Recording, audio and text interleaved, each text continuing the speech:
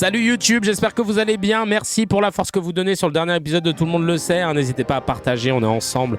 Ça fait trop plaisir en tout cas de pouvoir faire du contenu différent, de pouvoir s'amuser un petit peu avec vous. Dans Tout le monde le sait, en espérant qu'on puisse faire glow up le jeu et qu'on puisse le vendre à des gens qui sont prêts à faire en sorte de mettre un peu d'argent pour qu'on puisse faire déjà plus de récurrence et un beau contenu. N'hésitez pas à activer la cloche, merci Nour de le préciser, n'hésitez pas à activer la cloche pour qu'on puisse regagner cette guerre contre l'algorithme. On a 324 000 abonnés, bientôt 325, merci beaucoup.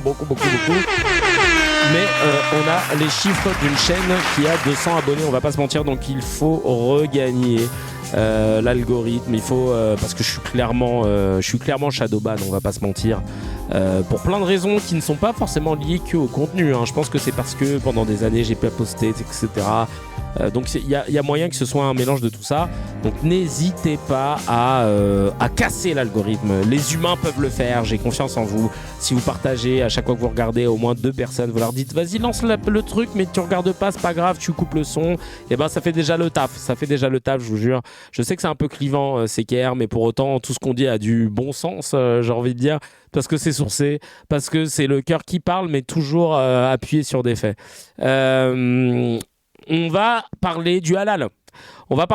Et oui, j'oublie, hein, évidemment, si vous regardez sur Twitch, le sub, c'est ça qui permet de survivre, merci beaucoup. Et le Tipeee, pour celles et ceux qui sont pas sur Twitch, ça fait la diff, hein, je vous jure, même 1 euro par mois, c'est une dinguerie. On va parler du halal. Halal, police d'État, ça va être le titre. Incitation aux affrontements religieux catholiques, musulmans à la télévision. Est-ce qu'on pourrait pas parler de ça? Parce que c'est un peu chaud ce qui se passe. Les faits, en gros, le 14 janvier, Morandini, le pédocriminel, a commenté la décision de quelques restaurants KFC de passer à la viande halal par les propos suivants. Après s'être tus pendant des années et avoir tendu l'autre joue, comme c'est prévu normalement, les catholiques commencent à ouvrir leur bouche. Regardez-moi comment ils essayent de faire monter cette guerre de religion, là. Les catholiques commencent à ouvrir leur bouche. Toi, tu devrais la fermer, d'ailleurs. Parce que cette espèce de pédocriminel, là, tu ne devrais même plus être à l'antenne, chacal. Contexte, il faut savoir qu'il s'agit uniquement que de 6% des restaurants KFC. 6%. Et la décision vient du propriétaire de KFC, qui est américain, Yum Brands. Et que beaucoup de musulmans boycottaient du fait de ses liens avec Israël en plus. Donc, qu'est-ce que tu vas me dire que c'est la pression des musulmans? C'est la pression du capitalisme que tu encenses depuis le début, depuis day one. Trouve ça génial, les gens qui gagnent de plus en plus d'argent chaque jour. Et là tu dis oui, mais comme par hasard maintenant tout le monde passe au halal. Bah parce qu'ils le faisaient pas avant et ils se sont dit putain mais en fait il y a un marché. Bah ça prouve bien qu'il y a de plus en plus de musulmans. Non, ça évolue normalement. C'est juste qu'avant on les considérait pas et que maintenant bah voilà, on a envie de se faire. On a vu que chez Quick ça rapportait de l'argent. On se dit ah bah tiens, bah Five Guys, ah bah nous aussi on va le faire en fait, parce qu'on a vu que ben finalement ils étaient là et ils avaient du pouvoir d'achat en fait, les musulmans. Ils pouvaient acheter. Ils pouvaient consommer, ils aimaient bien aller manger au resto. Ah bah mince. Bah non, ça c'est de l'entrisme. Citez-moi une association musulmane reconnue qui fait du lobbying, qui a dit il nous faut absolument plus de halal en France. Il n'y en a aucune. Les seuls qui t'inventent, qui fabulent sur le fait qu'il y ait des musulmans qui fassent un pressing pour avoir du halal, ce sont les non-musulmans islamophobes qui pullulent à la télé, que ce soit des politiques ou des médiatiques, qui passent leur temps à dire ça.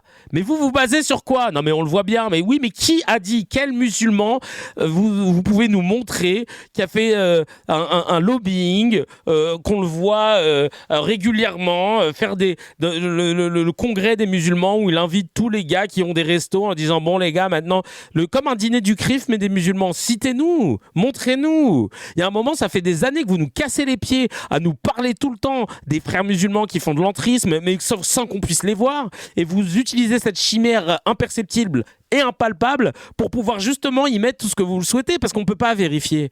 Mais à partir et aujourd'hui, c'est aux musulmans de justifier qu'ils ne sont pas frères musulmans, qu'ils ne sont pas en train de faire de l'entrisme. C'est pas à ceux qui accusent de devoir trouver les preuves. C'est une inversion accusatoire incroyable. Alors que normalement, dans le pays dans lequel on est, c'est celui qui porte plainte qui doit prouver. Hein. C'est pas celui qui est visé par la plainte qui doit montrer les preuves que. C'est non, montre-moi les preuves, toi, qui permettent de dire que tu veux m'accuser, et ensuite je répondrai. Bah non, pas pour ce cas-là. Et moi, je trouve ça incroyable. Sur l'aspect quand même économique, parce que les 24 restaurants KFC, là, je voudrais savoir exactement où ils sont. On n'a pas les adresses, ils vont les on aura tout aujourd'hui ou demain, en fait. On aura tout de suite le ratio. C'est-à-dire que si ces restaurants sont fréquentés à 99% de gens d'origine musulmane et qui sont... Ça, vous le saurez le patron du KFC s'emmerde pas. Il a pas... Ça, vous le saurez pas, Bruno. C'est-à-dire que même si vous dites c'est dans tel endroit, vous ne saurez pas le pourcentage de la clientèle qui consomme habituellement halal. Mais je pense qu'ils ont dû ils prennent la décision parce qu'ils ont sans doute des études de marché, mais vous n'aurez jamais l'information. Mais on voit qu'il y a un équilibre. En revanche, ce qui est assez nouveau, c'est que maintenant, vous avez les catholiques qui commencent à ouvrir leur bouche. Évidemment. Après s'être tus pendant des années, avoir tendu l'autre joue comme c'est prévu normalement, ils commencent à ouvrir leur bouche. Et toi, Chacal, t'aurais pas dû tendre l'autre joue. Hein. Toi, t'aurais dû te barrer, en fait. Vraiment prendre tes jambes à ton cou, Chacal. Pédocriminel, je sais pas ce que tu fous encore là. À chaque fois qu'on verra Morandini, il aura le droit à son lot de pédocriminels. C'est la seule chose comme il a pris 2 ans avec sursis gassure, 20 000 balles. 20 000 balles, c'est même pas la moitié de son salaire par mois d'amende. Donc non, si nous on peut, juste si vous le croisez dans la rue, n'hésitez pas à lui dire pédocriminel, bien ou ça. Mais quand t'es pédo à l'antenne, c'est pire que tout. Non mais de ouf, de ouf. C'est quand même dingue que les gens bouffent chez les Paul Bocuse et Robuchon qui viennent ouvrir leur cul que sur ceux qui bouffent des fast-food, les mecs jamais ne mangeront un bucket. Ça, c'est un truc de ouf. Tous les gens qui se plaignent n'ont jamais mis les pieds dans un Five Guys ou dans un KFC. Et là, ils nous cassent les pieds. Mais t'as dit, Chacal, tu ne manges même pas là-bas. Tu ne sais même pas à quoi ressemble l'enseigne, Chacal. Tu pourrais même pas me citer un menu. Lui, tu lui dis, cite-moi un truc au KFC, il va te dire un buffet de d'ailes de poulet, un buffet de blanc de dinde. Non, Chacal, tais-toi. Franchement, c'est un truc de... Là, Louis Sarkozy, on va l'écouter, là. Louis Sarkozy qui fait sa chronique, là. Lui, pareil. Alors là, la kayfabe absolue. Hein. On fait semblant dans les médias que c'est intéressant d'écouter Louis Sarkozy. Une expertise... Son expertise est aussi intéressante que celle de mon chat Mani. Voilà. Pour vraiment voir le degré d'intérêt sur la personne de Louis Sarkozy. Hein. Apolline Matin. Voix de gauche. Voix de droite.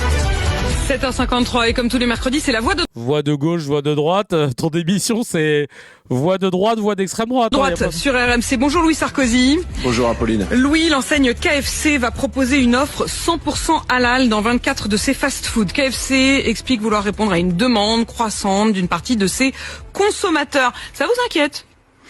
En soi, qu'une entreprise décide d'adapter son offre à la réalité de son marché, très bien. Le libéral économique que je suis ne souhaite certainement pas que l'État vienne régenter le comportement des entreprises privées. Mais là n'est pas le vrai sujet. Apolline, KFC n'est qu'un symptôme. Le sujet, le vrai, c'est l'islamisation grandissante de nos sociétés. Qu'est-ce que vous voulez dire par Oh là là là là là.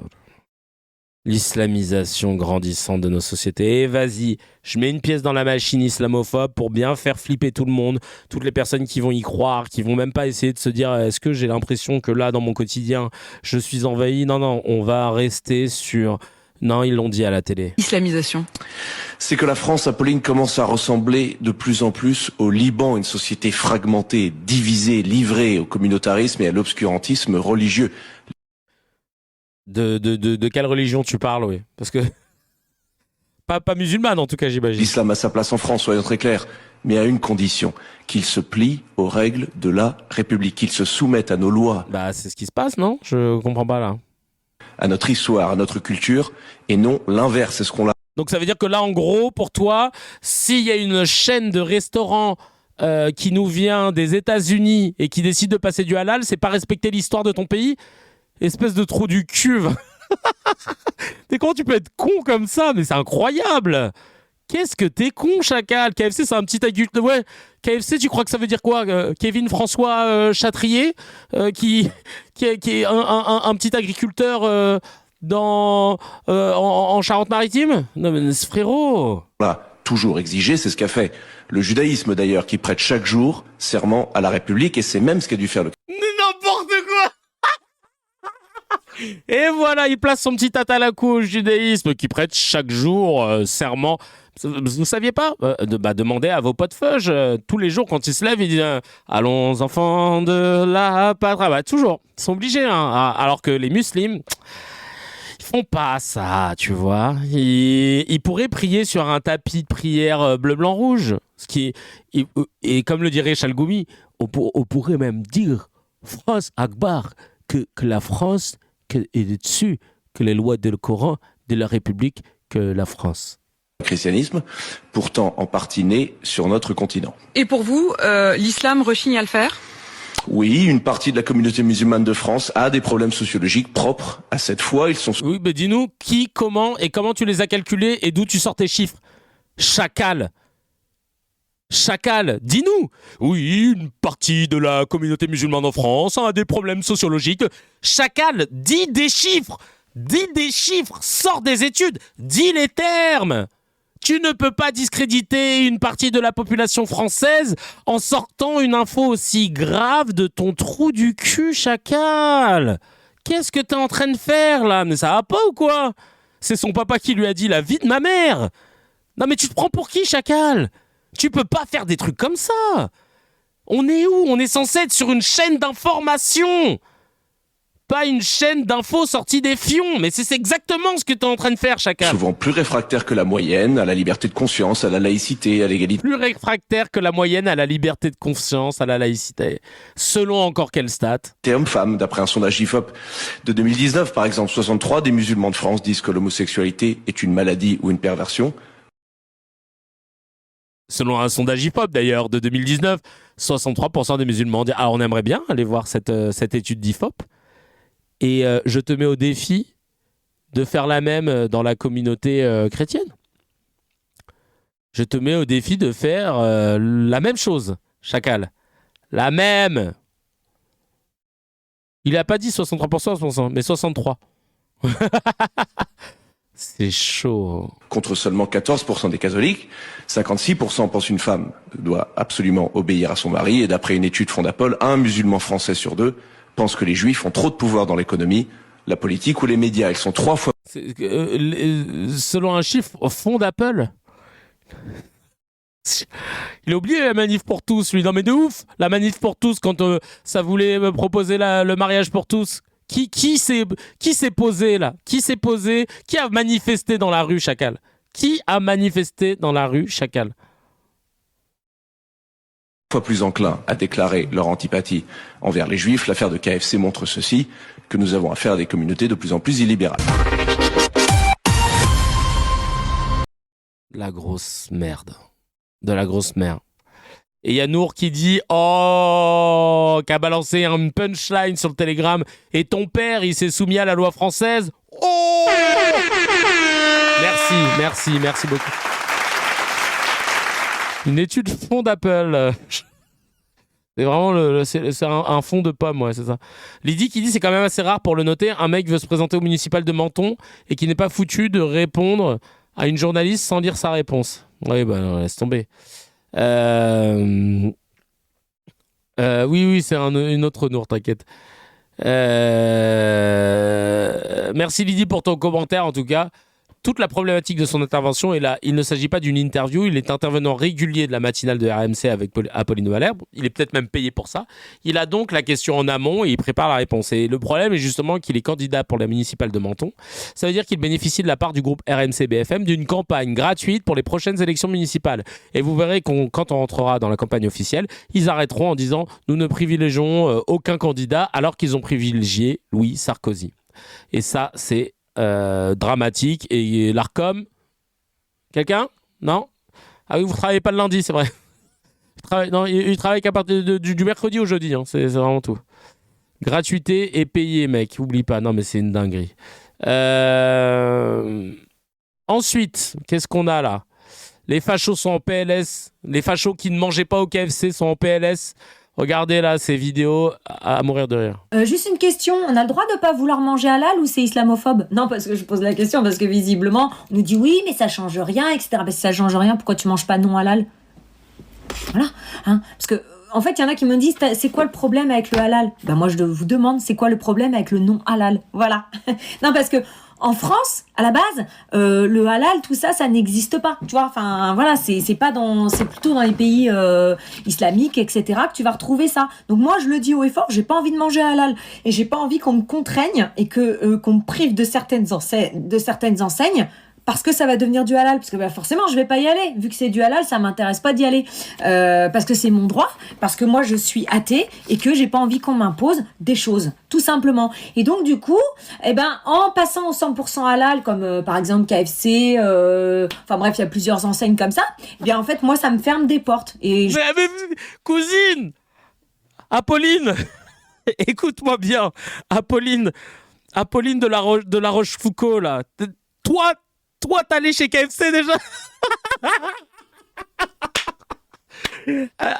Apolline, t'es à deux doigts de nous dire. Donc là, quand je pourrais, là, si j'ai envie d'aller chez Géladal ou chez Point B, là, je peux pas.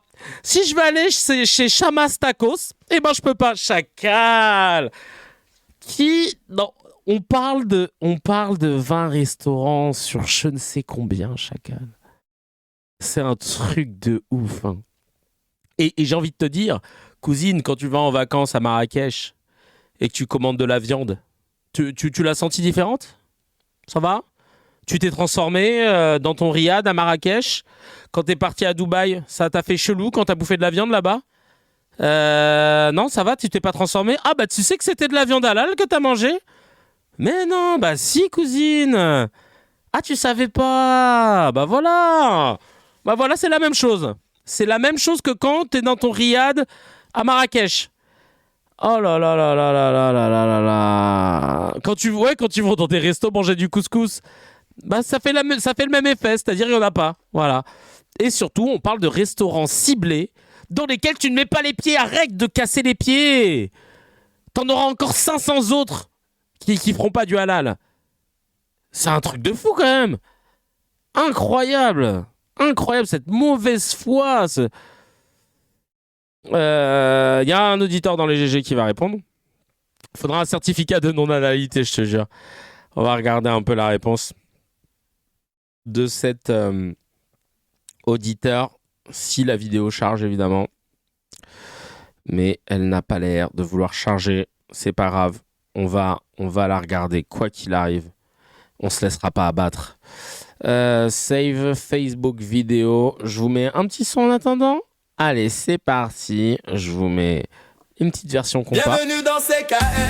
Oh oui, oui. Alors, comment ça va jusqu'à présent là ? Ça donne envie de s'énerver, hein ? Oh oui, oui. Au purée de pommes de terre. T'es dans CKR. Ça grandit. Chargé. Ici, ça rigole pas avec frontières. Ok. Ça va dire les termes. En direct de la station thermale. Alors, attends, on va voir si ça remarche. Je mange, y'a pas de problème. Koulou tamam, au purée de pommes de terre. On invente nos codes, on invente nos mèmes, on invente nos mots comme Rachel. Ah, on a eu un raid. SO le dôme de fer, SO l'attaque Zoukman. Ah non, d'accord. SO Sarah Saltman, depuis qu'elle est de gauche. Pascal Prodil se fait koulou tamam. Berge au claqué, elle cherche le CNRS. Au nom Philippe de Villiers, quand il parle en Benares. Ça veut dire quoi, Nares? Je mange. Non, ça veut dire dormir, y a pas. Ah putain, j'aimerais bien écouter la vidéo. Pourquoi elle marche pas? Et la farine, nous on n'aime pas Le Pen, on n'aime pas Marion et aussi Marine. Sophia Aram, on cherche tes vannes. Toi t'es apostat comme tous les Arabes. Qui sont invités sur CNews, mais c'est naze et ça tout le monde le sait. Pourtant ça cartonne et c'est claqué. Ramenez tous les boualem. Tu m'as fait rire, j'ai pensé aux retraités qui avaient marre du grand remplacement. Koulou tamam, je mange, y'a pas de problème. Vidéo. Ça va arriver, hein. Au purée de pommes de terre. Koulou tamam. J'aurais dû le faire avant, j'aurais dû vérifier. J'ai vu Facebook, je me suis dit c'est rare qu'on regarde des vidéos sur Facebook. C'est bon, j'ai téléchargé. Attention, ça aurait pu être du miel, hein. C'est parti. Vous allez voir que dans pas longtemps, son ami McDonald's va faire exactement la même chose parce qu'il n'a plus 1 euro pour faire le deuxième. On a beaucoup de demandes Et c'est pas une demande, j'allais dire, formulée par une collégialité de personnes musulmanes qui ont levé la main et qui ont dit, les copains, on aimerait bien manger du poulet qui vient pas d'Ukraine du tout. Ils viennent pas d'Ukraine. Faut vraiment arrêter les fake news. Qu'il y ait des auditeurs qui disent n'importe quoi, je veux bien. Mais quand on est écouté par des millions de personnes, une bête ne met pas un quart d'heure à se vider de son sang. Ça, c'est déjà, il faut vraiment ralentir. Eh ben, Hamza, je sais pas si vous avez été déjà voir un abattage rituel, mais moi je l'ai vu, quoi. Attends, Johnny Blanc. Non, c'est Didier Giraud. Là, vous êtes dans la fake news, vous vous trompez. C'est Didier. Didier est agriculteur et éleveur de bovins. Je les aime beaucoup. Ils viennent pas du même coin. Moi, j'aime beaucoup les éleveurs de bovins, tout ce que vous voulez. Mais par contre, les copains, qu'est-ce que vous voulez? Qu'on rase les murs discrètement? Mais ça n'a rien à voir avec ça. Bah, vous victimisez pas, Hamza. Non, les gars, arrêtez de me dire victimisé. Je suis en pleine force de l'âge, je suis en pleine forme, je suis beau gosse comme tout. J'ai pas de problème. Mais alors justement, Hamza, je vous pose une question. Attendez, non, mais laissez-moi vous poser une question. Je voulais vous dire, non, mais je vous pose, non, je vous pose une question. Je ne mets pas un pied chez KFC. Ben voilà ce que je voulais vous demander. Déjà de 1. C'est pour ça qu'il est beau gosse. De 2, vous allez voir que dans pas longtemps, son ami McDonald's va faire exactement la même chose. Parce qu'il n'a plus 1 euro pour faire le deuxième. Ils ont plus... Oui, donc, on est d'accord, c'est que on communautarise maintenant des restaurants parce qu'effectivement il y a une clientèle musulmane qui préfère manger halal et qui entre un KFC halal et un KFC non halal, ira dans le KFC halal. Ouais. Putain, mais vraiment, le pote de Bengus, ils sont vraiment ridicules pendant des années, des décennies. Moi, j'ai plein de potos qui mangent que halal. Ils allaient pas au McDo, ils en faisaient pas un fromage, hein, ou alors ils mangeaient des fiches. Et là, maintenant, t'ouvres le truc, je vois pas ce que... Tu vois ? À aucun moment, je les ai vus manifester. Hein. Et c'est même pour ça qu'ils étaient contents d'aller à Dubaï. Ils disaient, oh, on peut manger au McDo et tout. Mais ça s'arrête là.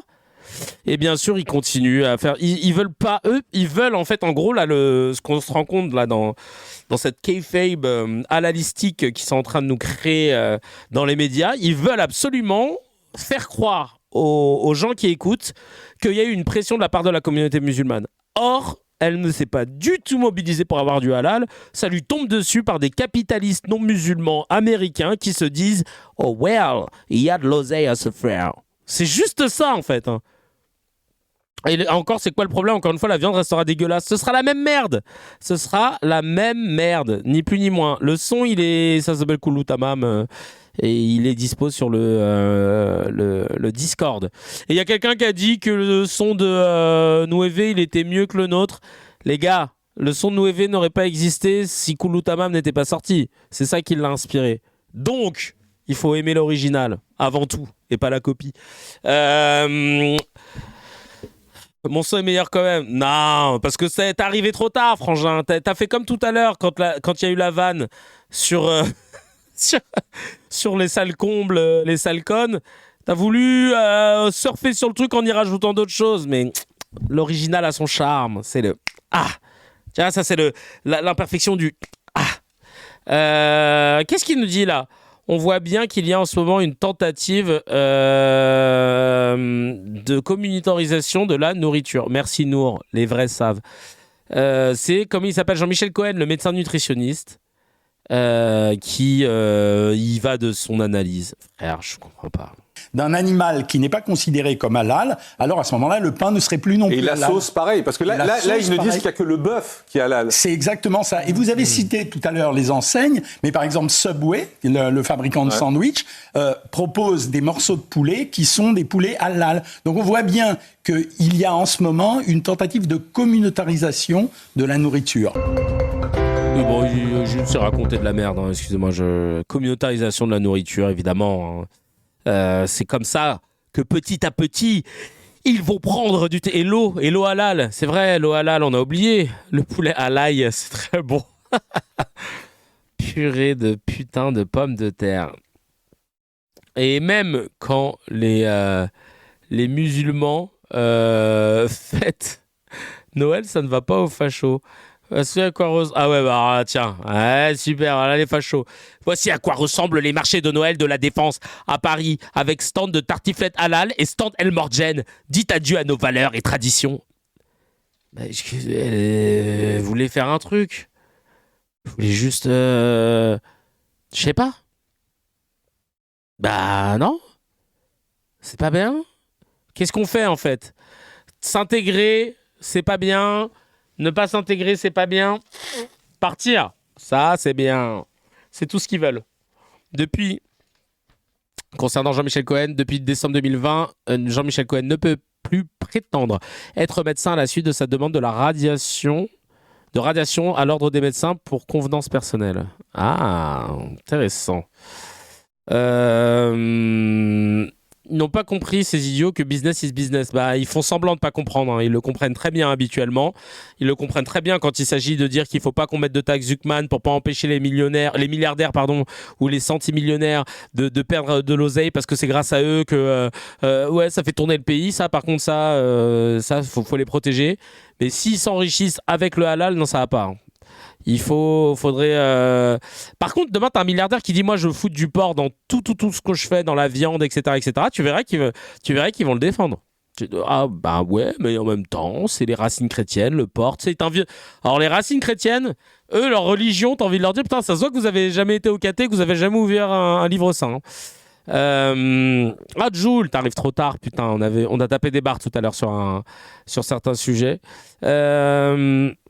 Sur CNews, ils nous ont ressorti leur journaliste que personne ne connaît pour parler du halal. Et vous vous rappelez la fameuse journaliste qu'on découvre à chaque fois, Hélène Rouet.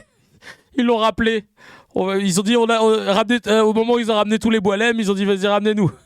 Oui, complètement. Il est cohérent dans son combat. Ça a complètement du sens. Pour rappeler, c'était quand même le combat aussi, un des combats de la vie de Brigitte Bardot, qui était une première à sortir effectivement sur ce sujet, parce que comme le disait Eric, avant on le disait pas. À l'époque, au début des années 2010, personne n'en parlait, personne n'osait en parler sous peur d'être stigmatisé. C'est exactement ce que je vous disais avec l'article d'Europe 1 tout à l'heure, qui n'avait aucune information à cause précisément de ça.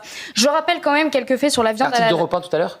Oui, quand je parlais de l'article d'Europe 1 qui a été fait en 2012 précisément sur le halal, et il y avait à l'intérieur, on disait que c'était un sujet très sensible, qu'il n'y avait pas de chiffres sur la consommation, parce qu'à l'époque, tout simplement, personne n'osait faire des enquêtes là-dessus, parce que sinon vous étiez taxé tout de suite de raciste, à stigmatiser, effectivement. Il y avait une proposition. À l'époque, on n'en parlait pas, et c'est bon. C'est une journaliste ou juste elle donne son avis Il y a beaucoup de tension un peu quand même dans ses propos pour une journaliste. En même temps, le JDD, hein. Donc c'est Bolloré, c'est de la droite hardise. Et aujourd'hui, visiblement, la situation a manifestement changé.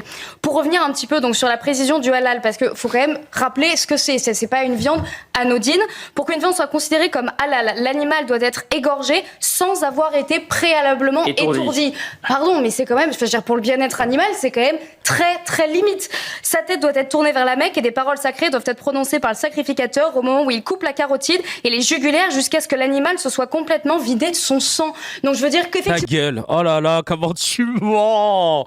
On l'a déjà raconté ici, le vrai rituel musulman, ça n'a rien à voir avec ça. Mais par contre, oh putain, j'ai mis une pause, mon pote. Je suis un bâtard. Mais vraiment, tu crois que la viande, elle est tuée comment, là ? Doucement, la haine, je te jure. Non mais quelle menteuse, c'est un truc de ouf. Non mais n'importe quoi. Franchement, je suis choqué de ces pseudo-exemples pour montrer que l'étourdissement de la viande. Attendez, vous vous rendez compte ? En plus que l'étourdissement, c'est quand même hardcore aussi, mais bon, l'étourdissement électrique, etc. Non mais merci beaucoup Cyril, ça fait plaisir, merci le sang. Mais je trouve ça scandaleux. Elle a pas regardé les vidéos d'abattoir, elle. Ouais, elle va voir l'association là, hardcore L214. Ils vont te montrer comment sont traitées les viandes. J'ai un vrai talent de screenshot, moi. À chaque fois, j'ai le don pour montrer les. Ce qu'elle ne dit pas, c'est que le prophète a dit au sujet des animaux, premièrement, nous ne devons pas leur causer de douleur. Deuxièmement, la gentillesse envers les animaux apporte de grandes récompenses. Troisièmement, nous serons jugés pour toute cruauté envers les animaux. Évidemment, ça, c'est pas cool de le rappeler. Il est impératif pour les musulmans que les animaux ne ressentent aucune peur ou douleur à aucun moment du processus de sacrifice. Cela inclut de ne pas aiguiser le couteau devant eux, ne pas sacrifier les animaux les uns devant les autres et ne pas les effrayer. Ça, c'est ce que je vous avais dit. Et regardez ce dialogue entre Tariq Oubrou, l'imam, et justement l'association L214. C'est intéressant. Peut-on vraiment parler de halal quand la souffrance est aussi présente? Nous avons eu le grand privilège de poser cette question à Tarek Oubrou. Il est grand imam de Bordeaux, chevalier de la Légion d'honneur, et il nous parle de l'éthique animale dans l'islam. Merci beaucoup de nous recevoir ici, c'est vraiment un honneur. Et on voulait échanger avec vous sur la question de la place des animaux dans l'islam. Le point de départ, c'est un peu ces images de l'abattoir de Meaux. Je ne sais pas si vous avez vu les images et comment ça vous fait réagir. Oui, j'ai vu les images, bien sûr. Tout être humain doté d'une conscience ne pourrait qu'être choqué par ces images où déjà le sang répandu, des animaux qui sont maltraités dans des conditions indignes. Oui, effectivement, des moutons qui ont la vue sur la chaîne d'abattage où sont suspendus les autres moutons qui viennent en train d'être saignés. Mais oui, c'est ça, c'est soumettre l'animal à une double violence, voir la mort des autres et subir la sienne. Il y a un système qui fait que même l'abattage halal devient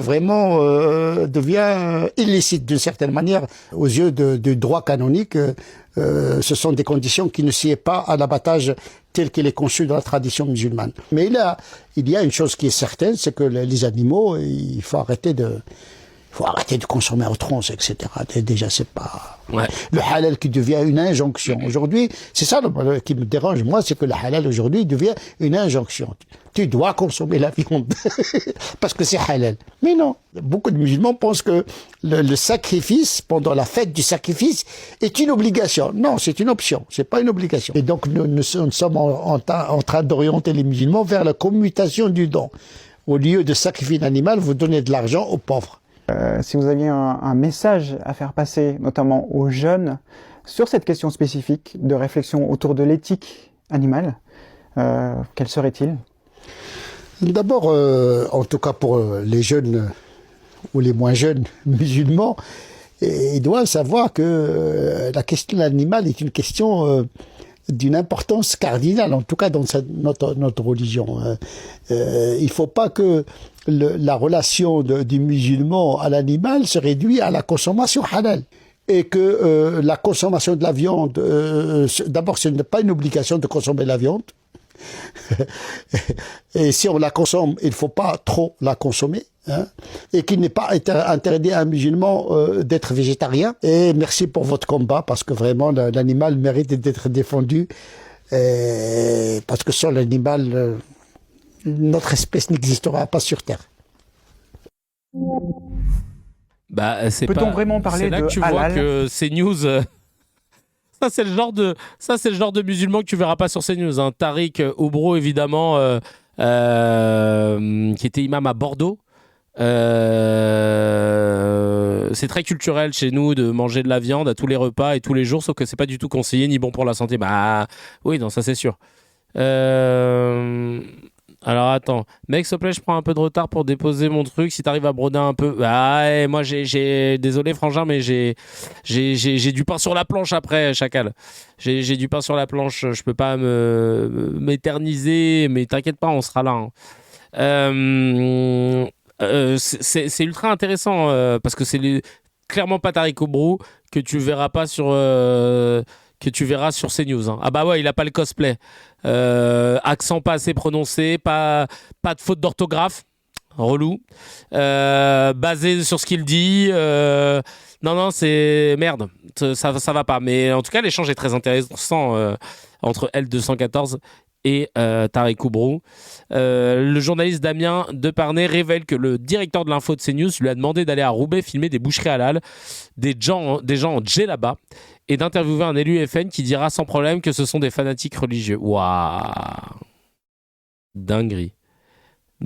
Ah bah oui, ça on vous l'avait déjà montré, ça, ce passage-là. Je vous le fais écouter parce que j'ai la flemme de faire un montage. On écoute et attends, je vais voir si je peux pas faire un petit... Ouais, ça date, on l'avait déjà... Je vais vous mettre une photo de lui en attendant. Comme ça, au moins, ça fait la blague. Comme ça fait un peu pro, tu vois. Damien, hop. Je mets la taufe, tac. et je lance la vidéo. C'est parti. Du muslim. Qu'il existe une chaîne de droite en France, ça ne me choque pas. Moi, ce qui m'a posé problème, c'est à partir du moment où on va me demander des choses qui vont heurter ma déontologie journalistique et mon éthique. En février 2021, ses chefs lui commandent un reportage pour le surlendemain, suite au témoignage d'un enseignant de Trappes. Des élèves qui portent le voile ou qui refusent de sortir sans leur voile. Ce qu'explique ce professeur de philosophie, c'est que dans sa ville de Trappes, il y a des quartiers entiers qui sont aux mains des islamistes religieux, des séparatistes. Et donc on va me demander d'aller tourner un sujet à Roubaix en l'occurrence, pour montrer qu'il y a d'autres villes en France qui sont concernées par ce phénomène. Vu la difficulté de recueillir des témoignages sur ce sujet sensible, il explique à ses chefs qu'il est impossible de réaliser ce tournage dans un délai si court. Il dit alors avoir reçu un appel du directeur de l'information en personne. Il va me dire, en fait, ce que tu vas faire, c'est que tu vas aller filmer des boucheries halal, tu vas aller filmer des gens en djellaba dans la rue.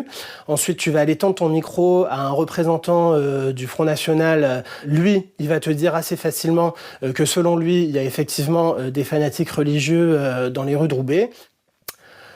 Donc, là, je suis sidéré par ce qu'il est en train de me demander. Et la conversation ne s'est pas arrêtée là, puisque dans la foulée, il m'a dit « Écoute, là, on est en 2021, on va commencer doucement la campagne présidentielle de 2022. Donc tous tes contacts dans les offices de tourisme, tes contacts de boulanger, tous ces contacts-là, tu les oublies, puisqu'à partir de maintenant, on ne va plus faire que du muslim. » Ce sont ces mots. Ce sont ces mots. Voilà. Voilà ce que ça donne derrière frontière. Évidemment, dans une boucherie halal de Brest, 6 islamistes ont projeté de massacrer tout un village breton en une nuit.